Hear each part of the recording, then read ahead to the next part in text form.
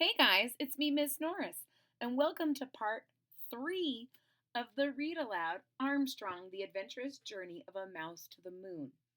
If you've missed parts 1 and 2, they're still available. You can find them. I'll try and link them. But I will also give you a brief idea of where we left off in part 2. In part 2, we met the scientist mouse went to the Smithsonian and ended up meeting with an older mouse who knew that in the past mice had been really good at getting around and learning how to fly. And as he left the museum, he felt really validated, like someone believed in him. And the older mouse reminded him to take advice from the humans. They did know some things. And so the mouse has been spending a lot of time at the library and at the university learning more about astronomy and how to get himself to the moon, which he has now just discovered is a lot farther away than he first thought it was. If you're ready to hear part 3, I'm ready to share it with you. Here we go.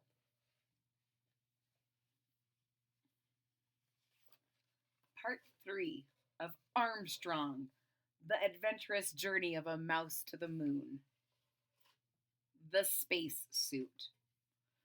So many problems to be solved, sighed the little mouse. But he did not allow himself to be discouraged.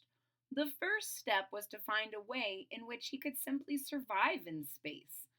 He would have to wrap himself up safe and warm and take enough air in his luggage to be able to keep breathing. It could work, he squeaked through his whiskers, and he made a little drawing. Next, he would need some building materials. A lot of building materials. And he already had a good idea how he could test his spacesuit. So the little mouse knows that he's going to need to take air with him to breathe in outer space. So he makes this little picture of a space helmet where it has some oxygen in it, but he has to go get some supplies. So he sees an ink well and he pours that out, and you can see his little footprints trying to get away from it. But now he has the perfect shape for his space helmet. But wait, there's more. Because a spacesuit isn't just a helmet, there needs to be more. And so we can see that the little mouse has already made gloves and is about to use this big roll of tin foil to make part of his suit. And what I know about tin foil is that it helps keep things really warm. And that's something that the mouse said he needed going into outer space. And now he has his little space, his diagram, and he's in a place where he's found thread and needles and buttons and fabric. And he's making a space suit that will help keep him safe in outer space. Clever mice can do a lot of great things. And remember, it said he knew the perfect way to test his space helmet. And where do you think a mouse could go where there wasn't any air and he could test and make sure if he had enough? I don't know if you're ever going to guess this. He found a fish tank. And we can get closer.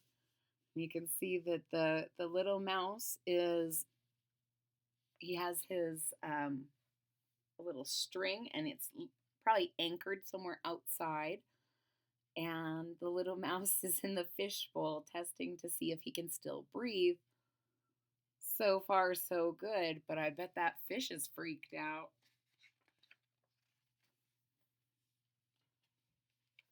Next chapter. The Space Catapult. The spacesuit worked. The test was a complete success. The mouse would be able to breathe in space just as he could underwater. But the test must have given the goldfish the shock of his life.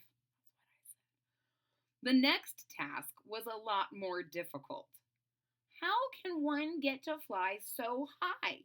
To take off from the earth and to fly to the moon? A balloon? An airplane? For days and days, this question went around and around the little mouse's brain. Perhaps it might work with a big sling or some kind of catapult. Once again, he made a little drawing. I need a strong metal container and a lot of rubber bands, or something like that.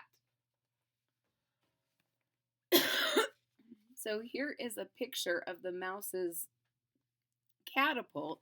And he's saying he needs something metal, a metal container, and a bunch of rubber bands because he wants to pull this back. And when it lets go, it'll fling that little space ball into space, hopefully. It turned out to be simpler than he thought.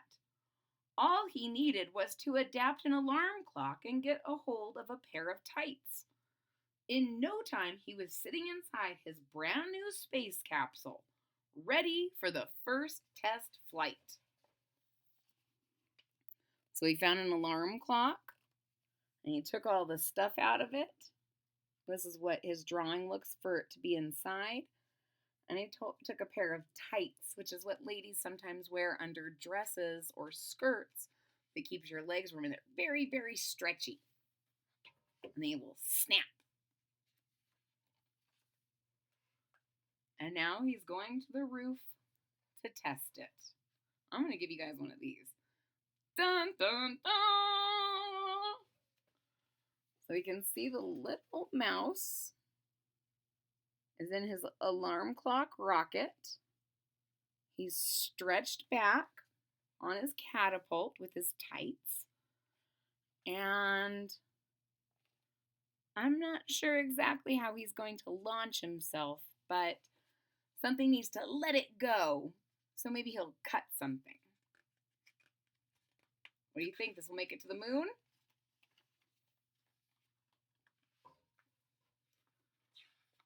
With a quick pull, the little mouse released the anchor. Boing!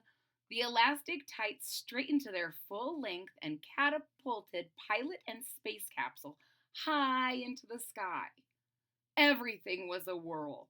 The acceleration pushed the little mouse hard against the pilot's seat. I'm flying, he shouted, although he hadn't a clue which way was up and which way was down.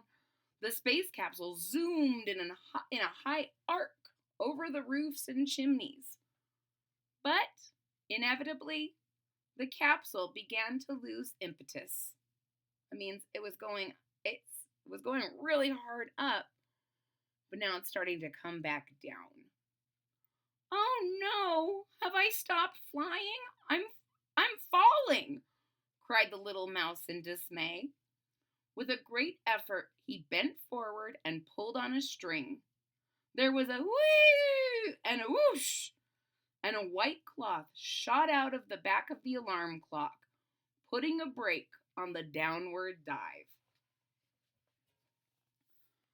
So his catapult launched, his spaceship launched him.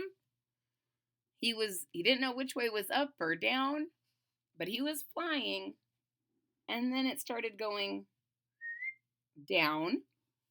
So he pulled a cord, and I'm so happy that little mouse is so smart. He had a parachute in there.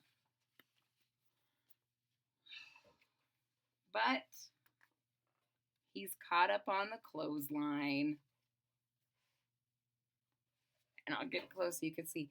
He's very high above the city. And I don't know how that mouse is going to get out of this jam.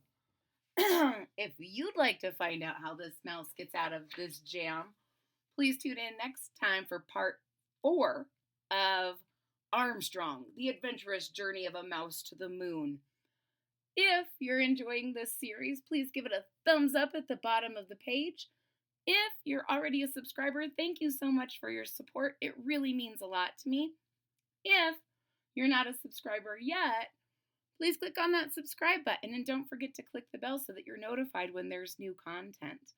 I'd like to say a big shout out to my friend Miss Garcia for loaning me this book and giving me this great idea. And I hope to see you all again next time for part 4 of Armstrong, the Adventurous Journey of a Mouse to the Moon. I'll see you next time. Bye-bye.